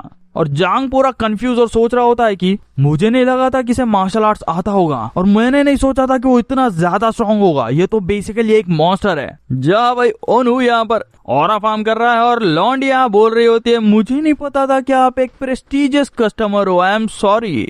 जहाँ भाई योनू कंफ्यूज्ड है। लौंडिया बोलती है तुम्हें देखकर लगता तो नहीं कि तुम यहाँ पर काम के लिए आए हो, और वो ये सब जांग को देखकर बोल रही होती है। जांग बोलता है तुम प्रॉबेबली मुझे बिलीव नहीं करोगे मगर मैं यहाँ पर फाइट करने नहीं आया, हमारे बेगर सेक्ट जो है कुछ इन्फॉर्मेशन कलेक्ट नहीं कर पाई जिसकी वजह से मैं तुमसे हेल्प मांगने आया हूँ और इसीलिए मैंने इसे जो है यहाँ पर लाया। जहाँ भाई योनू उस असैसिन या फिर जो भी है उसे उठाकर दूसरी तरफ लेके जा रहा है। जहाँ भाई लौंडिया और जांग नेगोशिएट कर रहे होते हैं। लौंडिया बोलते हैं ठीक है, जांग बोलता है थैंक यू, मगर लौंडिया बोलती है तेरे को इन्फॉर्मेशन देना एक सेपरेट मैटर है मगर तेरा जो क्लाइंट है ना उसने मेरे बंदे को पेला है जिसके लिए मुझे अभी कंपनसेशन चाहिए। जहाँ भाई योनू को देखो, वो पूछ रहा है कंपनसेशन। लौंडिया बोलती है अनऑर्थोडॉक्स वर्ल्ड के अंदर एक सिंपल रूल है, blood for blood, a life for a life. और तभी वो 4 शैडोज को समन करती है और ये है वो 4 शैडोज। एंट्री बैडास थी, लुक्स बेकार है यार। जहाँ योनियो भी बोल रहा होता है एंटी जबरदस्त है तुम्हारी। लौंडिया बोल रही होती है मुझे नहीं पता तुम्हारे यहाँ आने का पर्पस क्या है, मगर तुमने मेरे एक बंदे को मारा है तो मैं तुझे यहाँ से सही सलामत जाने तो नहीं दूंगी। और व्हाट अ डैम पैनल भाई, डैम डैम डैम। ऐसे पैनल दिखते रहेंगे तो यार इस मानवा को मैं अच्छे से देखूंगा। जहाँ भाई योनू बोलता है अरे मैंने तुम्हें अभी तो बोला था ये एक मिस्टेक है, मैं तो सिर्फ अपने आप को प्रोटेक्ट कर रहा था, वो तो सिर्फ इंस्टिंक्ट था, मैं उसे मारना भी नहीं चाहता था। जिसे सुनकर भाई ये गुस्से में आ जाती है और सोच रही होती है ये कंकाल जैसे दिखने वाला गधा। जहाँ वो फिर से वही लाइन रिपीट करती है, बोलती है अनऑर्थोडॉक्स मोरिम का सिंपल रूल है an eye for an eye, a tooth for a tooth. और योनू बोलता है तू तो बिल्कुल एक लोन शार्क की तरह बात कर रही है। जहाँ जांग उसे रोकने की ट्राई करता है मगर योनू तो नहीं रुकने वाला। और लौंडिया बोल रही होती है हम सिर्फ तेरे चेहरे से थोड़ा चमड़ा निकालेंगे बस, बाद में तुझे जाने देंगे। योनू बोलता है सॉरी यार मगर मेरे चेहरे के ऊपर अभी ज्यादा फैट नहीं है क्योंकि मैं ज्यादा खाना नहीं खा रहा हूँ, रिसेंटली थोड़ा कम खा रहा हूँ तो पतला हो गया हो। जिसे सुनकर भाई इसकी शक्ल देखो गुस्से से बुलबुला रही है और बोलती है मार दो साले को। जहाँ वो चारों योनू के ऊपर अटैक करते हैं और योनू एकदम कैजुअली बोल रहा है तुमने तो पहले बोला था कि तुम सिर्फ मेरी चमड़ी काटोगे मगर तुम तो अभी मुझे मारना चाहती हो। जहाँ ये लोग योनू के ऊपर अटैक करते हैं मगर योनू सिर्फ कुछ ही अटैक के अंदर चारों लोगों को पेल देता है, जिसे देखकर भाई ये पूरी तरह से शॉक में है। और योनू बोलता है कोई भी हिलना मत, मैं किसी को भी अभी मारना नहीं चाहता। ऑरा प्लेस भाई प्लस 99 ऑरा भाई, बंदे ने इतनी इजीली इन चारों को हराया भाई भाई भाई मजा आ गया। यहाँ भाई लौंडिया पूरी तरह से शॉक में है और योनू बोलता है मेरे मास्टर ने मुझे बोला था कि अगर कोई तुम पर अटैक करे तो उन्हें छोड़ना मत क्योंकि वो लोग जो है फिर से तुम पे अटैक जरूर करेंगे तो उन्हें फिनिश कर देना। जहाँ भाई लौंडिया सोच रही होती है मैंने गलत बंदे से पंगे ले लिया, इसे मैं हैंडल नहीं कर सकती, मुझे जल्दी से जल्दी कुछ करना ही होगा। अगर मैं कुछ भी नहीं करूंगी तो पूरा का पूरा हाउस एक का जो ये ब्रांच है वो खत्म हो सकता है। वो बोलती है तुम्हें क्या चाहिए? योनू बोलता है इन्फॉर्मेशन। लौंडिया बोलती है कौन सा इन्फॉर्मेशन? तभी जांग आता है और बोलता है मेरे पास पेपर्स है, तुम्हें बस जो खाली स्पॉट्स है ना उन्हें फिल करना है। जहाँ लौंडिया इस पेपर को देखती है और बोलती है इस साले ने इस मॉन्स्टर को हाउस में लाया सिर्फ इस इन्फॉर्मेशन के लिए, इतनी सिंपल चीज के लिए। लौंडिया बोलती है काम हो जाएगा मगर मुझे कुछ टाइम की जरूरत है, तुम रुक सकते हो? ये लोग बोलते हैं ठीक है हम रुकेंगे। और लौंडिया गुस्से में बोलती है बेगर सेक्ट ब्रांच लीडर आके मुझसे बाद में मिलो। जहाँ भाई योनू हंस रहा होता है बहुत ज्यादा और बोल रहा होता है तेरा मुंह तो सूज गया एक डम्पलिंग की तरह, कितना मारा उसने। और भाई इसकी शक्ल देखो, लौंडिया ने बहुत बुरी तरह से पीटा होगा उसे। और ये बोल रहा है चुप हो जा। और भी योनू नहीं रुकने वाला, वो उसे चिढ़ा रहा है। वो बोलता है बेगर सेक का ब्रांच लीडर अबे हट, किसी काम का नहीं है, हाउस एक तुझे पीट के जा रही है। जांग बोल रहा होता है तुझे वो औरत क्या रेगुलर हाउस एक मेंबर लग रही है क्या? वो हाउस एक लीडर की बेटी है, वो मिरेकल मेडिसिन ब्रेकफास्ट में खाती है और मैं उसके सामने कैसे लड़ सकता हूँ? जा भाई वो लौंडिया इसके पीछे ही है जो बोलती है इन्फॉर्मेशन आ चुकी है। और ये बंदा भाई कितना ज्यादा डर गया। ये लोग बैठते हैं और लौंडिया बोलती है हमारे कुछ रूल्स हैं। जांग फुसफुसाता और बोलता है पैसा पैसा। योनू पूछता कितना? लौंडिया बोलते 5 न्यांग। योनू अपने जेब से पैसा निकालता और बोलता है अरे सस्ता है यार। जांग बोलता है सिल्वर न्यांग, और इसने जो निकाला है ना वो ब्राउन है, सिल्वर उससे एक टियर ऊपर है। योनू शॉक में बोलता है इतना ज्यादा एक्सपेंसिव। लौंडिया बोल रही होती है ये इन्फॉर्मेशन थोड़ा हाई सिक्योरिटी वाला इन्फॉर्मेशन था तो थोड़ा प्राइस ज्यादा है। और योनू यहाँ से जाने लगता है। जांग पूछता है कहाँ जा रहा है वे? योनू बोलता है तुझे क्या लगता है? मैं जा रहा हूँ पैसे कमाने। मगर जांग इसके पैर पकड़ता और बोलता है नहीं नहीं मैंने तुझे यहाँ पर एक रीजन से लाया है, जा मत। योनू बोलता है तो क्या करूं मैं, मुझे पैसे की जरूरत है अभी। जांग बोलता है रुक रुक एक सेकंड रुक। अरे यार, जहाँ नरेटर हमें बताता है कि जांग ने जितने भी पैसे कमाए वी योनू से वो पूरा मिलाकर और जांग के पास जो पैसे थे वो भी मिलाकर उसने जो है 5 सिल्वर न्यांग जमा किए और बाकी जो कुछ भी था उसने वो लोन लेकर चुकाया, जिससे भाई वो बहुत ज्यादा दुख में है मगर वो कुछ कर नहीं सकता। और योनू अभी भी इसे चढ़ा रहा है, बोल रहा है अरे रो रहा है क्या? जांग चिल्लाकर बोलता है यू इविल बास्टर्ड, तेरी वजह से मेरे पूरे पैसे खत्म हो गए। या योनू इस इन्फॉर्मेशन को पढ़ रहा होता और बोलता है ये इन्फॉर्मेशन बहुत ज्यादा अच्छा है, बेगर सेक्स से कंपेयर करे तो तेरा इन्फॉर्मेशन बहुत बढ़िया है। हाउस एक सही में एक डिफरेंट लेवल पे है। और वो बोलता है मुझे जो है गोंगडोंग में एक लेटर सेंड करना है तो कितना पैसा लगेगा? जाए लौंडिया बोलती है ये थोड़ा बहुत एक्सपेंसिव है पर अगर तू मेरे सवालों के जवाब दे देगा तो मैं तेरा काम कर दूंगी। और भाई ये भी panel, I just love these panel भाई, I just want to smash that. लौंडिया भाई पूछ रही होती है तेरा नाम क्या है, तेरा एज क्या है? वी योनू जवाब देता है और वो अभी 17 साल का है, जिसे सुनकर भाई जांग शॉक में। वो बोलता है तू मेरे से ज्यादा यंग है। लौंडिया सोच रही होती है 17 साल की उम्र में इतना ज्यादा पावरफुल? वी योनू एक सेकंड, गोंगडोंग क्लैन का वी योनू, क्या तू गोंगडोंग क्लैन का सेकंड सन है? भाई कुछ भी बोलो, क्या जबरदस्त पैनल है भाई भाई भाई। I just want to smash दोस्त खैर स्टोरी में आगे बढ़ता है। योनू पूछता है तू मुझे जानती है? लौंडिया बोलती है हाँ, गोंगडोंग क्लैन ने जो है तुझे ढूंढने के लिए रिक्वेस्ट किया था। जांग भी बोलता है वी योनू, गोंगडोंग क्लैन का सेकंड सन वी योनू, तू सान हो का ब्रदर है ना? योनू बोलता है तू मेरे ओल्डर ब्रदर को जानता है? जांग बोलता है ऑफ कोर्स, मैं उसका दोस्त हूँ। लौंडिया बोलती है अगर तू गोंगडोंग वी क्लैन में जो है लेटर भेज रहा है तो एटलीस्ट 10 दिन लगेंगे पहुंचने के लिए। जहाँ भाई जोंग बोल रहा होता है मैं इस बच्चे का नौकर बनाता रे यार। वी योनू यहाँ उसे रिप्लाई देता है, बोलता है ठीक है 5 दिन तो पहले ही रुकने वाला हूँ और 10 दिन हुए तो भी क्या है, ठीक है काम कर दो। जहाँ भाई लौंडिया उसे एक रुमाल दे रही होती है, बोलती है ये जो है तुम्हारे लिए है as a special guest of the house act. अगर तेरे पास ये रहेगा तो हाउस एक्ट में कहीं भी जाएगा तो तुझे इन्फॉर्मेशन मिल जाएगी। जहाँ भाई लौंडिया इसी के बारे में सोच रही है कि वी योनू इतना स्ट्रॉन्ग है कि उसने जो है उन 4 स्वॉर्ड्स को आराम से हरा दिया और इसके साथ कनेक्शन बनाने में कोई लॉस नहीं है। जहाँ भाई वी योनू उस रुमाल को उठाता है और बोलता है फ्री में दे रहे हो? लौंडिया बोलती है नहीं। तो वी योनू बोलता है अरे फिर यूजलेस है, ले लो वापिस। लौंडिया बोलती है अरे तू फिर से आएगा तो मैं तुम्हें फ्री में इन्फॉर्मेशन दूंगी। योनू पूछता है सही में? लौंडिया बोलती है स्पेशली तेरे लिए, मैं तेरे जैसे इंपॉर्टेंट कस्टमर को खोना नहीं चाहती। और बोल रही होती है कि थोड़ी देर पहले क्या हुआ उसे प्लीज भूल जाओ। वी योनू हंसते हुए बोलता है अरे कुछ भी नहीं हुआ था यार। जांग बोलता है मुझे उस औरत ने इतना पीटा था कि मेरा मुंह सूज गया था। जा भाई योनू उसे चिढ़ा रहा होता है और बोलता है तेरे साथ तो यही होना चाहिए था। जा ये दोनों यहाँ से जा रहे होते हैं और इसके पैसे खर्च हो गए तो ये बहुत ज्यादा दुखी है। योनू बोलता है पैसा तो आते जाते रहता है और तू तो एक भिखारी है ना, तुझे पैसे की क्या टेंशन, तू क्यों ग्रीडी हो रहा है? जो वो इतने गुस्से में उसे मारना चाहता है मगर कुछ नहीं कर सकता उसे। ये जा रहा होता और बोलता है तुझे जो इन्फॉर्मेशन चाहिए थी वो मिल गई ना, तो बाय बाय, फिर से नहीं मिलते हैं। योनू उसे रोकता है और बोलता है अरे एक प्रॉब्लम है। और इसे देखो भाई पूरा चिड़ा हुआ है, पूछता है क्या हुआ? योनू बोलता है मेरे पास पैसा नहीं है। और एक्सप्रेशन देखो इसके, वाह कितना शेमलेसली मांग रहा है पैसा। और इसके एक्सप्रेशन देखो कितनी जली होगी इसकी, पूरी पैसे खत्म हो गए और ऊपर से ये बंदा पैसे मांग रहा है। जहाँ हम फिर से इस लौंडिया का सीन देखते हैं जो गोंगमू को बुलाती है और बोल रही होती है कि मेन सेक्ट को एक लेटर सेंड करो, बोलो गोंगडोंग क्लैन का जो सेकंड सन था वी योनू वो वापस आ चुका है और वो बन चुका है एक मार्शल मास्टर। जहाँ भाई अभी हम वी योनू को ही देखते हैं जो यहाँ ग्रेट हानलिम इंस्टीट्यूट के सामने है और ये भिखारी भाई इसकी शक्ल एकदम भिखारी की तरह है। और यहाँ में जो इसी जगह का नजारा दिखाया जाता है और हम इस बंदे को देखते हैं जो बोल रहा होता है हाउ नाइस। और ये है 3rd ग्रैंड स्कॉलर मुन योवान और ये है इसकी बेटी जो बोल रही होती है फादर कोई गेस्ट आया है और इसकी बेटी का नाम है मुन एनजी। जहाँ ये बोलता है मैंने तो किसी को नहीं बुलाता, कोई शेड्यूल तो नहीं था। जहाँ ये लौंडिया बोल रही होती है उन्होंने कहा था कि वो आपके साथ एक गेम खेलना चाहते हैं, गो का गेम, जिसे सुनकर भाई कितना एक्साइटेड हो चुका है। ये बोलता है गो खेलना चाहते हैं, बुला उनको। जहाँ वी योनू अभी अंदर पहुंच चुका है और ये बंदा उसे बोल रहा है अब बैठो बैठो आराम से, तुम ही मेरे साथ गो खेलना चाहते हो ना? जहाँ वी योनू बोलता है मुझे सिर्फ वही खेलना आता है तो हम वही खेलेंगे। जय बंदा बोलता है ठीक है फिर चलो स्टार्ट करते हैं, मैं वाइट खेलूंगा और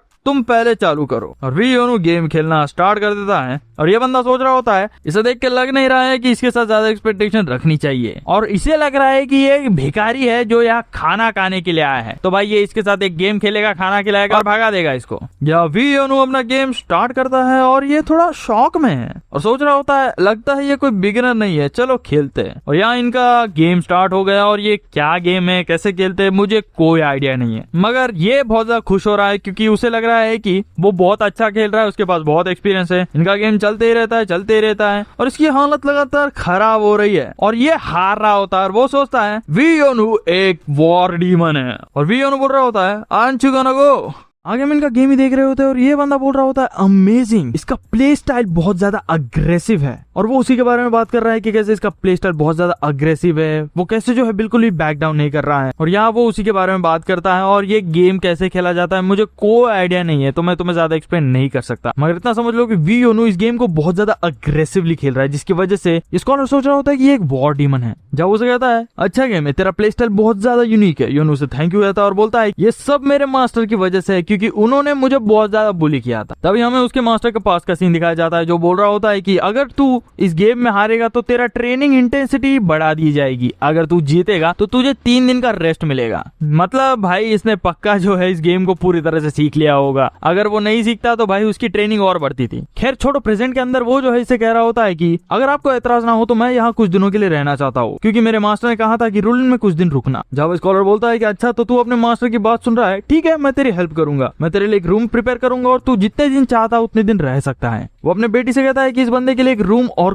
क्लोथ्स प्रिपेयर करो और उसे जो है बाथरूम की तरफ गाइड करो। जहाँ भाई योनू बोलता है पर मेरे पास कोई पैसा नहीं है। स्कॉलर बोलता है अरे तेरे से मैं पैसे लेने वाला नहीं था, पर अगर तू कुछ करना ही चाहता है तो यहाँ जो गेस्ट आते हैं ना उनके साथ या फिर मेरे साथ गो का गेम जरूर खेलियो। योनू बोलता है ठीक है मैं वो कर सकता हूँ और वो उसे थैंक यू बोलकर यहाँ से जाने लगता है। जहाँ वो बाथटब के अंदर है और वो जो है अभी बहुत ज्यादा रिलैक्स मूड में है और वो सोच रहा होता है कि मैं बच्चा था तब ये मुझे बिल्कुल भी पसंद नहीं था और वो अपने मास्टर के बारे में सोच रहा होता है। दूसरी तरफ ये लौंडिया सोच रही होती है कि मुझे समझ नहीं आ रहा है कि आखिर जो है मेरे बाप ने इसे क्यों रखा है। जहाँ तभी भाई योनू बाथरूम से बाहर निकलता है और ये पूरा नंगा है और इसके 8 पैक एब्स देखो, जिसे देखकर भाई ये डर चुकी है और बोलती है मुझे लगा था कि तू एक घोस्ट है और थोड़ा कवर कर ले अपने आप को, कपड़े पहन ले। और जैसे ही वो टॉवेल लपेटता है ये पूरा ब्लश करने लगती है क्योंकि ये है अपना वी योनू अपने 8 पैक एब्स के साथ। और वो बोलता है इतना काफी है ना। लौंडिया पूछती है तू आखिर कौन है। जहाँ आगे हम कुछ दिनों बाद का सीन देख रहे होते हैं जहाँ ये लौंडिया अपने बाप से बोल रही होती है कि प्लीज उसे कुछ कहो। स्कॉलर पूछता है कौन। लौंडिया बोलती है वो नया बंदा, वो बिल्कुल भी अपने रूम से बाहर नहीं निकल रहा, वो पूरे 1 हफ्ते से सिर्फ खाना खा रहा है और सो रहा है, वो कुछ कर ही नहीं रहा। मगर स्कॉलर कुछ भी नहीं बोलता, वो स्माइल करता है और बोलता है कि मैं उससे उसका नाम पूछना भूल गया। जब उसकी बेटी बोल रही होती है कि आपने तो कहा था कि लेजी बनना एक सिन है और एक पर्सन को हमेशा बिजी रहना चाहिए, हमेशा हार्ड वर्क करना चाहिए, तो आखिर आप उसे कुछ क्यों नहीं कह रहे हो, उसकी वजह से यहाँ का एटमॉस्फेयर खराब हो रहा है। जहाँ भाई ये स्कॉलर बोलता है यून जी मुझे गो गेम बहुत ज्यादा पसंद है, इस गेम को खेलते साथ तुम जो है अपने ओपोनेंट के बारे में बहुत कुछ जान सकते हो क्योंकि नॉर्मली तुम अपने एक्सप्रेशन अपने वर्ड्स को हाइड कर सकते हो मगर जब तुम गो खेल रहे हो तुम वो सब चीजें हाइड नहीं कर सकते, जिसकी वजह से तुम्हें अपने ओपोनेंट के बारे में बहुत सारी चीजें पता चलती है कि आखिर उसकी लाइफ कैसी है और उसकी पर्सनैलिटी कैसी है। और वी योनू के साथ खेलने के बाद उसे ये समझ आ चुका है कि वी योनू लेजी पर्सन बिल्कुल भी नहीं है, ये इसकी गलतफहमी है। मगर ये बोल रहा होता है कि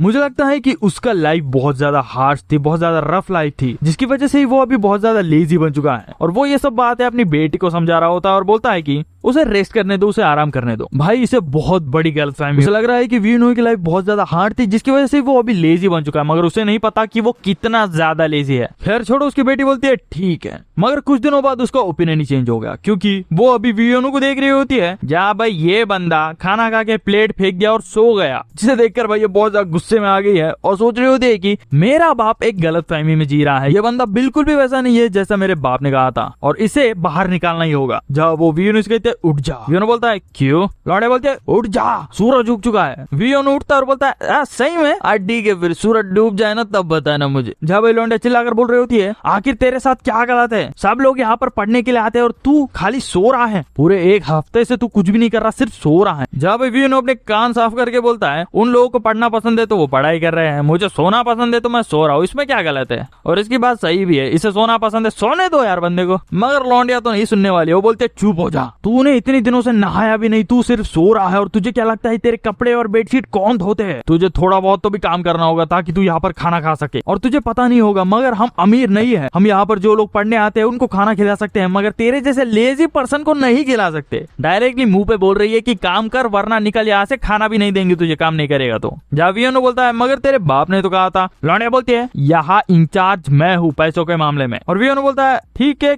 क्या करना होगा मुझे। लौंडिया बोलती है लॉन्ड्री कर, कपड़े धो। वी योनू पूछता है ये पूरे धोने हैं। लौंडिया बोलती है अरे ज्यादा नहीं है। वी योनू पूछता है अच्छा तो इससे जो है मेरे फूड एक्सपेंसेस कवर हो जाएंगे ना। लौंडिया बोलती है हाँ। तो वी योनू बोलता है अरे इतना थोड़ी खा रहा था कि इतना सब काम करना होगा, क्या मेरे खाने में सोना डालकर दे रहे, क्या इतना काम करना होगा। जहाँ लौंडिया हंसते हुए जा रहे होते और बोलते हैं गुड लक और अच्छे से साफ करना, अगर साफ नहीं होगा तो फिर से धोने लगवाऊंगी तो अच्छे से साफ करना। जब वो सोच रही होती है कि यू डिजर्व दिस, तू ये पूरा काम 1 दिन में तो फिनिश नहीं कर सकता। मगर 2 घंटे बाद वो वापिस आती है और पूरा शॉक में क्योंकि उसने सब कपड़े धो दिए और वो सोच रही है कपड़े इतने व्हाइट थे क्या पहले, आखिर इसने ये सब कैसे किया। और वी योनू फिर से सोने चला गया। तो ये लौंडिया सोच रही है इसे मैं सोने नहीं दूंगी, इसे लेजी बनने नहीं दूंगी। तो वो उसे दूसरा काम करने लेके जाती है, बोलती है ये सब लकड़ियां काट के दे। वी योनू पूछता है ये सब करना होगा। लौंडिया बोलती है 1 हफ्ता देती हूँ काम कर। और लौंडिया को लगता है कि 1 दिन में ही भाग जाएगा ये, मगर हाँ कुछ देर बाद देखती है पूरे लकड़ियां कटी हुई है और ये फिर से सो रहा है और ये पूरी तरह से शॉक में है और सोच रही होती है कि ये सब काम करने के लिए 10 लोगों को 10 दिन लगते थे, आखिर इसने ये जल्दी कैसे कर दिया। दिया। इसके बाद तो भाई लौंडिया इसे एक के बाद एक काम देती है और वी योनो हर काम परफेक्टली कर रहा है और सो रहा है, जिसे देखकर भाई ये पूरी तरह से शॉक में और सोच रही होती है कि ये इतना ज्यादा केपेबल कैसे है। और वापस हम आते हैं मैड डॉग और उस हिस्टोरियन की कन्वर्सेशन पे, जहाँ वो बता रहा होता है कि यहाँ से वी योनो की लाइफ स्टार्ट हो गई थी और वो बोलता है कि उस कॉलर को वी योनो को अंदर नहीं आने देना चाहिए था। हिस्टोरियन पूछता है क्यों? मैड डॉग बोलता है क्योंकि वो बंदा जहाँ जाता है वहाँ मुसीबत आती है और वो इंटेंशनली ऐसा नहीं करता, मगर जहाँ जहाँ वो जाता है वहाँ वहाँ मुसीबत पक्का आती है। और रूलिन में भी ऐसा ही हुआ था। यहाँ रूलिन में एक स्कॉलर पीसफुली अपनी लाइफ जी रहा था, मगर जैसे ही वी योनो आया उसके ऊपर मुसीबत आ गई। और ये मुसीबत क्या है आगे हमें स्टोरी में पता चलेगा। जहाँ वह स्टोरी में पूछता है आखिर क्या हुआ, जहाँ मैड डॉग जो है उसी के बारे में बता रहा होता है। और यहाँ फिर से जो उस गो का गेम देख रहे होते हैं और वी योनो यहाँ थका हुआ है और वो सोच रहा होता है कि आखिर मैं इस जगह पर कैसे फंस गया। जहाँ पर हम देखते हैं कि कई सारे लोग इस मैंशन के अंदर जा रहे हैं और यह क्या हुआ मैं तुम्हें एक्सप्लेन कर देता हूँ। ये स्कॉलर है ना, उसने जो है बहुत सारे लोगों को लेटर सेंड किया कि यहाँ पर एक बंदा है जो गो बहुत अच्छे से खेलता है, तो ये लोग उसके साथ कम्पीट करने पहुंच गए। और यहाँ वी योनो सबके साथ ही गेम खेल रहा होता है और सबको हरा रहा होता है। और यहाँ में नरेटर बता रहा होता है कि गो गेम का मास्टर अभी अपीयर हो चुका है रूलिन के अंदर। आगे हम फिर से जो है इसी गेम को देख रहे होते हैं और योनो के सामने अभी ये बंदा बैठा और ये बंदा सोच रहा होता है आखिर ये कैसा मूव है, ये तो बेसिकली सुसाइड है, शायद उसने कोई गलती की है, मगर ऐसा हो नहीं सकता क्योंकि मेरे सामने कोई ऑर्डिनरी सिविलियन नहीं, ये है the undefeated champion genius of हान लिम। और वो किसे रेफर कर रहा है? वो रेफर कर रहा है अपने वी योनो को। जहाँ उसे लग रहा होता है कि वी योनो का कोई प्लान है जिसकी वजह से उसने जो है ये मूव किया, तो वो उसे अवॉइड करता है। जब उसके सामने अभी वी योनो कांप रहा होता है, मगर वी योनो तो बिल्कुल उल्टा सोच रहा है। वो सोच रहा है क्यों तूने अटैक नहीं किया? अगर तू करता तो मैं पक्का हार जाता। अगर ऐसे ही चलता रहा तो मुझे हमेशा के लिए गेम खेलते रहना होगा। और वो प्लान करता है कि वो 10 बार गलतियां करेगा ताकि वो हार सके, मगर नहीं हारा। उल्टा उसके सामने का ओपोनेंट है ना, वो बोल रहा है कि मैं हार गया हूँ। और वी योनो भाई उसकी पूरी हालत खराब है, रो रहा है और वो सोच रहा है कब खत्म होगा ये। जब फाइनली ये खत्म हो चुका है और वो सोच रहा होता है कि मैं हर बार गलती कर रहा था, मगर इन गलतियों की वजह से मैं हारा नहीं, बल्कि जो ओपोनेंट है ना वो डर गए। ओपोनेंट्स को लग रहा होता है कि वी योनो गलती नहीं कर रहा, वो उसका स्ट्रेटेजिक प्लान है और ऐसे ही चलता रहा तो उसे हमेशा गेम ही खेलते रहना होगा, जिसकी वजह से वो चिढ़ा हुआ है। और वो बोल रहा होता है कि इसके बजाय तो मैं लॉन्ड्री करूंगा। तभी उसे कुछ आवाज आती है, वो देखता है और अभी हमें ये गेंडा दिखाया जाता है जो किसी लड़की से पूछ रहा है कि शादी करेगी या नहीं। और ये है नॉक मॉक पुंग। और वो किससे पूछ रहा है? वो पूछ रहा है स्कॉलर की बेटी से, जो ऑफ कोर्स ना बोल रही है। ये बंदा बोलता है तू रिग्रेट करेगी। लौंडिया बोलती है नहीं करूंगी। जहाँ गेंडा बोलने लगता है कि सोच ले, मुझे जो चाहिए वो मैं लेकर ही रहता हूँ और मैं यहाँ तुझे ऑफर कर रहा हूँ, अगली बार ऑफर नहीं करूंगा। और ऐसे ही चलता रहा तो तेरे हान लिम इंस्टीट्यूट का क्या होगा तू सोच ले। लौंडिया सीधा उसके मुंह पे बोलती है जो करना है कर ले, मैं तुझसे शादी नहीं करूंगी। और तुझे क्या लगता है तू हान लिम इंस्टीट्यूट का कुछ बिगाड़ सकता है? गेंडा बोलता है अच्छा तुझे क्या लगता है मैं कुछ कर नहीं सकता? मैं बहुत कुछ कर सकता हूँ। जहाँ भाई ये थोड़ा टेंशन में और बोलती है इसलिए मैं तुझे बहुत ज्यादा हेट करती हूँ, तुझे क्या लगता है जो तुझे चाहिए वो सब तुझे मिलेगा? गेंडा बोलता है हाँ। जहाँ भाई लौंडिया गुस्से से बोलती है नहीं मैं तुझसे शादी कभी नहीं करूंगी, ये इम्पॉसिबल है। और वो यहाँ से जाने लगती है और तब ये गेंडा उसके हाथ को पकड़ लेता है और इनका साइज डिफरेंस देखो, ये कमसन कली और ये मोटा सांड, जोड़ी ही नहीं जम रही। और ये गेंडा उसे पकड़कर बोल रहा है अच्छा होगा कि अगर तू मुझे गुस्सा नहीं दिलाएगी और मेरी बात मानेगी, अगर तू ऐसे ही करती रहेगी तो मैं तुझे उठाकर लेके जाऊंगा। और ये कैसा एक्सप्रेशन बना रहा है, क्या करने वाला है इसके साथ? जहाँ भाई ये बहुत ज्यादा डर चुकी है तो भी भाई पीछे से एक आवाज आती है जो कह रही होती है तुझे ये सब बातें किसी और के घर में नहीं करनी चाहिए। और ये कौन है? अपना वी योनो। जहाँ भाई लौंडिया उसके हाथ से छूटकर वी योनो की तरफ जाती है और उससे बोलती है तूने इतनी जल्दी लॉन्ड्री और फायरवुड फिनिश कर दिया? मगर वी योनो बोलता है मैं तब से गो का गेम खेल रहा था और तू किस बारे में बात कर रही है? और उसी मोमेंट और वी योनो का ध्यान जो है लौंडिया के हाथ पर जाता है और वो उसे कहता है कि मुझे थोड़ा तेरा रिबन देना। ये भी थोड़ा हैरान है कि आखिर वो रिबन क्यों ले रहा है। और वी योनो वो रिबन ले रहा है अपने बाल बांधने के लिए। जब वो गेंडे की तरफ जा रहा होता है गेंडा बोल रहा होता है तू हमारी कन्वर्सेशन को क्यों सुन रहा था और तू बहुत ज्यादा रूड है। मगर वी योनो को घंटा क्या फर्क पड़ता है, वो बोलता है सॉरी यार मेरे पास कुछ मैनर्स नहीं है। मगर तुझे भी मैनर्स के बारे में बात करना नहीं चाहिए। अगर तुझे मैनर्स के बारे में थोड़ा भी पता होता तो तू उस लड़की के साथ ऐसा नहीं करता। जा भाई वी योनो को ये पहचान लेता और बोलता है तू तो हान लिम का जीनियस है ना। वी योनो बोलता है थैंक यू यार रिकॉग्नाइज करने के लिए, मगर मुझे नहीं पता कि तू कौन है। गेंडा बोलने लगता है आई एम, मगर इसको क्या घंटा फर्क पड़ता है। बोलता है हाँ ठीक है मुझे फर्क नहीं पड़ता मत बता। या भाई ये कितना गुस्से में आ जाता है। जहाँ गेंडा उसे बोलता है तुझे चुपचाप जाकर गो गेम खेलना चाहिए, मेरे से पंगे मत ले। और यहाँ भी थोड़ी इसकी बात सुनने वाला, वो बोलता है व्हाट अ शेम, मुझे उंगली करने की बहुत आदत है और मैं अभी तुझे उंगली करने वाला हूँ। और ये बहुत ज्यादा गुस्से में आ जाता है। जहाँ तभी कई सारे लोग आ जाते हैं जो पूछ रहे होते हैं आखिर वो कौन है, और ये सब जो है वियोनु के साथ गो गेम खेलने के लिए आए हैं। और ये उससे पूछ रहे होते हैं कल हमारे साथ गेम खेलेगा? वियोनु बोलता है ठीक है, और इतने सारे क्राउड के बीच में ये कुछ कर नहीं सकता, तो वो यहाँ से जाने लगता है। और वो जाते जाते उस लौंडिया से बोलता है भूलना मत, अगर तू 3 दिनों में मेरे पास नहीं आई तो मैं अपने तरीके से काम करने वाला हूँ। मतलब उसे धमका रहा है कि तू अगर मेरे से शादी नहीं करेगी तो भाई बहुत बुरा होगा। और वियोनु से पूछता है आखिर वो कौन है? लौंडिया बताने लगती है उसका नाम है नॉक मुक पुंग, इसे हम गेंडा ही बोलेंगे। और वो जो है इंपीरियल पैलेस के अटेंडेंट का अडॉप्टेड सन है, और उस इंपीरियल पैलेस के अटेंडेंट्स के पास बहुत ज्यादा पावर है। वियोनु पूछता है आखिर वो तुझसे क्या पूछ रहा था? लौंडिया बता रही होती है कि उसे मुझसे शादी करनी है मगर मुझे उससे नहीं करनी। जहाँ वियोनु बोलता है अरे वो ठीक ठाक तो है, अच्छी फैमिली से है और वो तुझे पसंद भी करता है। मगर लौंडिया बोलती है तुझे मरना है क्या, मुझे उससे शादी नहीं करनी। वो बोलने लगती है कि वो मुझे पसंद नहीं करता, वो सिर्फ मेरा यूज करना चाहता है। तुम्हें पता नहीं होगा मगर मेरे बाप का यहाँ पर बहुत बड़ा नेटवर्क है रूलिंग के अंदर। लोग बोलते हैं कि वो एक परफेक्ट कैंडिडेट है पॉलिटिशियन बनने के लिए, और मेरा बाप ऐसी जिंदगी क्यों जीता है क्योंकि उसे जो है पॉलिटिक्स और सिविल सर्विस में कोई भी इंटरेस्ट नहीं है, जिसकी वजह से ही वो इतना सेक्लूडेड लाइफ जीता है। और वियोनु उसे चिढ़ाकर बोल रहा होता है अच्छा गो खेलने के लिए ऐसा रहता है ना। लौंडिया बोलती है नहीं। जब वो बताने लगती है कि इंपीरियल पैलेस के जो इनोच है ना, वो जो उसके बाप से बहुत ज्यादा घबराते हैं। और इनोच क्या है तुम इंटरनेट पे सर्च कर लेना, मैं नहीं बताने वाला यहाँ पर। जहाँ वियोनु पूछता है वो इनोच, मगर तेरा बाप तो सिर्फ एक नॉर्मल इंस्टीट्यूट चलाता है, तो वो उनसे क्यों घबरा रहे हैं? लौंडिया बोलती है ये नॉर्मल इंस्टीट्यूट नहीं है, द ग्रेट हानलिम इंस्टीट्यूट दूसरों से बहुत ज्यादा अलग है। हम जो है किसी भी ऑर्गेनाइजेशन से अफिलिएटेड नहीं है, जिसकी वजह से ही यहाँ तक आना बहुत ज्यादा मुश्किल था। मगर उसी की वजह से ही हमारे जो है बहुत ज्यादा डीप कनेक्शन है दूसरे अलग अलग ऑर्गेनाइजेशन से। और वो करप्ट और यूजलेस इनोजेंट्स अभी तक पावर में है क्योंकि रूलिंग के जो फोर्सेस है ना, उन्हें अब तक किसी ने यूनिफाइड नहीं किया। मतलब भाई रूलिंग के जितने भी ऑर्गेनाइजेशन है उन्हें सब मिलाकर एक ऑर्गेनाइजेशन किसी ने नहीं बनाया। पर अगर उसका बाप चाहे तो वो ऐसा कर सकता है, जिसकी वजह से वो इनोजेंट्स डेंजर में पड़ जाएंगे। और इसीलिए उस गेंडे का बाप बहुत ज्यादा डेस्परेटली ट्राई कर रहा है कि वो सिविल सर्विसेज में ना जाए। और उसी बीच उन्हें एक नया रास्ता मिल गया, और उस रास्ते की मदद से वो जो है रूलिंग के सभी फोर्सेस को यूनाइट कर सकते हैं और उनके ऊपर रूल कर सकते हैं। और वो है उस गेंडे और उस लौंडिया के बीच में मैरिज, जहाँ हम उस गेंडे को ही देख रहे होते हैं जो यहाँ अपने बाप से माफी मांग रहा है। और वो बोलता है कि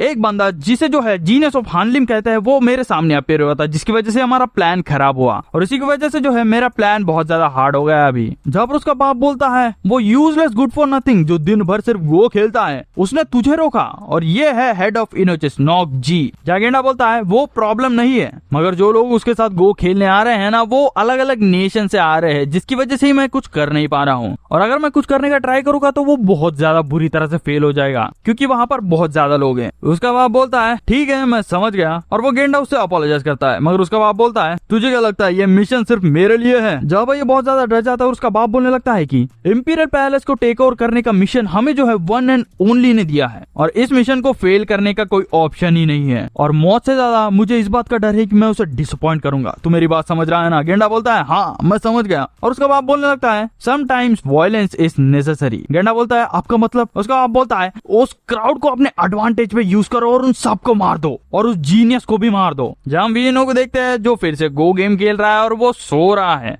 आगे हम हानलिम इंस्टीट्यूट का सीन ही देख रहे होते हैं और हम इसे देखते हैं। ये है रॉयल हेड इंस्पेक्टर ली वांग्या, और ये एम्परर का भाई है। समझ जाओ कितने हाई पोजीशन पे है। जो बोल रहा होता है क्या तुम्हें अभी भी गवर्नमेंट पोजीशन में कोई इंटरेस्ट नहीं है? ये बात वो स्कॉलर से बोल रहा है। स्कॉलर बोलता है आई एम सॉरी। जहाँ भाई इंस्पेक्टर बताने लगता है कि अगर तुझे नॉगी को रोकना है तो तुझे पावर की जरूरत होगी। जहाँ स्कॉलर कुछ भी नहीं बोलता। जहाँ इंस्पेक्टर बोलने लगता है हे योंगवान, उनकी मूवमेंट बहुत ज्यादा सस्पिशियस है। स्कॉलर ऑफिशियल्स और मिलिट्री के अंदर इंस्टेबिलिटी आ चुकी है। नॉगी उन्हें कंट्रोल कर रहा है। स्कॉलर बोलता है पर इंस्पेक्टर बोलता है तू सोच रहा होगा कि आखिर एक बंदा जिसके कोई बच्चे भी नहीं है वो रेवोल्यूशन क्यों स्टार्ट करना चाहता है? स्कॉलर बोलता है हाँ। इंस्पेक्टर बोलता है ठीक है, अगर मैं तुझे बताऊं कि कोई और भी है जो नॉगी को भी कंट्रोल करता है, जो नॉगी का मास्टर है। जहाँ मैं बताया जा रहा होता है कि इन चीज के बीच में जो पॉलिटिकल फाइट होती है ना, वो बहुत ज्यादा टेरिफाइंग होती है, जिसे हम इमेजिन भी नहीं कर सकते। और नॉगी उन सारे फाइट्स को सरवाइव कर चुका है, उन सारे फाइट्स में जीत चुका है बिना किसी हेल्प के, बिना किसी फाउंडेशन के। क्या ये स्ट्रेंज नहीं है?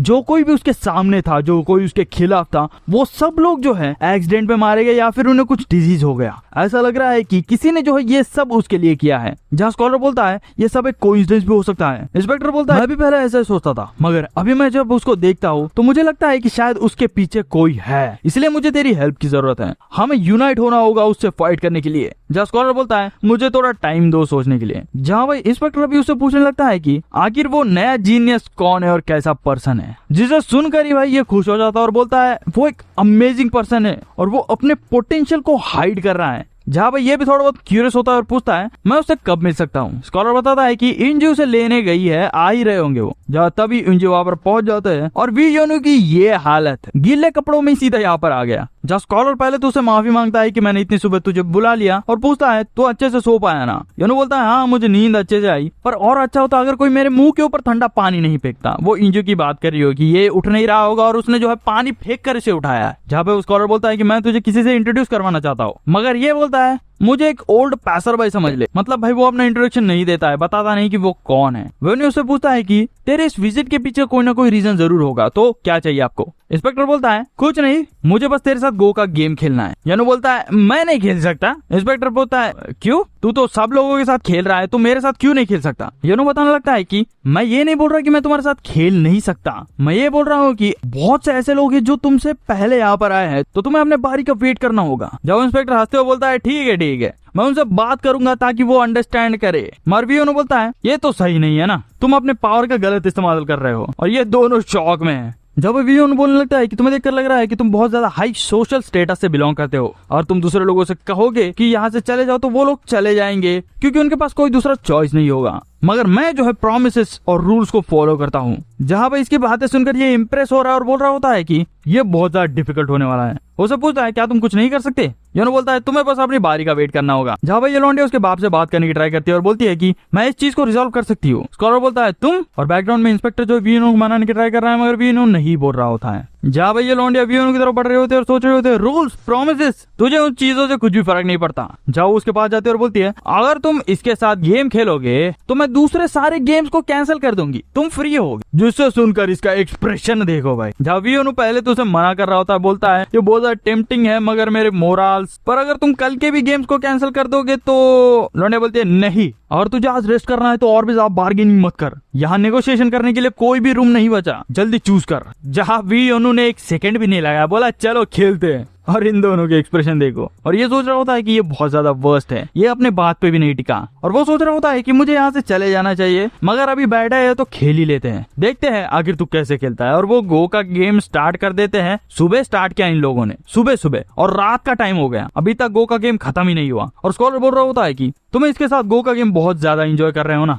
और ये भी वही चीज सोच रहा होता है कि वीओनू का जो स्टाइल है ना वो बहुत ज्यादा अग्रेसिव और वॉयलेंट है और तुम इस तरह का गेम प्ले तो एक वॉर जोन में भी नहीं देखोगे, आखिर इसे किस तरह की लाइफ जी होगी। और वो सोचता है कि ये सही बंदा नहीं है, ये बहुत ज्यादा लेजी और वॉयलेंट है। जहाँ ये बोलने लगता है कि ये वेस्ट ऑफ टाइम है और मुझे नहीं पता कि आखिर तुम इसे ज्यादा वैल्यू क्यों देते हो। जहाँ पे स्कॉलर बोलता है क्योंकि मैंने देखा है। इंस्पेक्टर पूछता है क्या देखा। जहाँ पे स्कॉलर बताने लगता है कि एक गेम के अंदर एक मैंने मूव खेला था और वो मूव बहुत ज्यादा अच्छा था, मुझे लगा था कि वो गेम खत्म हो गया था तो मैं जो है उस गेम से अपने नजरें हटा चुका था, मगर तभी मैंने देखा वी युनहू को और वो बहुत ज्यादा सोच में पड़ गया था। और ये सोच में नहीं बल्कि एक रेयर ट्रांस में पहुंच गया था। ट्रांस मतलब मार्शल आर्टिस्ट जो है एक ट्रांस में पहुंच जाते हैं, एक टेक्निक को जब सीख रहे होते हैं, वो बहुत रेयरली होता है। जहाँ भाई अब ये दोनों एक दूसरे से बात कर रहे होते हैं और ये पूछ रहा होता है कि क्या तुमने सही में वो देखा। स्कॉलर बोलता है हाँ मैंने देखा है और ये हंसने लगता है और ये बोलने लगता है कि कुछ भी हो जाए मैं तो उसे लेने नहीं वाला। और ये किस बारे में बात कर रहा है अभी कुछ समझ नहीं आएगा, आगे स्टोरी में तुम समझ जाओगे कि आखिर वो क्या बात कर रहा है। जहाँ इंस्पेक्टर आगे बोलने लगता है कि मेरा टाइम वेस्ट हुआ मगर मैं तुझसे मिला तो ठीक है, ये पूरा टोटल टाइम वेस्ट नहीं था और मैं यहाँ से जल्दी निकलने वाला हूँ। जहाँ स्कॉलर पूछने लगता है क्या तुम बहुत ज्यादा बिजी हो। जहाँ इंस्पेक्टर बताने लगता है कि मैंने तुझे बोला था ना वहाँ का एटमॉस्फेयर अभी बहुत ज्यादा टेंस है। स्कॉलर बोलता है मैं समझ गया। जहाँ इंस्पेक्टर बोलता है व्हाट अ शेम, ये नाइट बहुत ज्यादा परफेक्ट है। तो अभी हम कुछ लोगों को देख रहे होते हैं और हम इस गेंडे को देखते हैं। जहाँ ये बंदा बोल रहा होता है कि प्रिपरेशन कंप्लीट हो चुकी है। गेंडा बोलता है ठीक है और ये है असैसिन, मतलब भाई अभी ये लोग इंस्टीट्यूट के ऊपर अटैक करने वाले हैं। और ये गेंडा बोलता है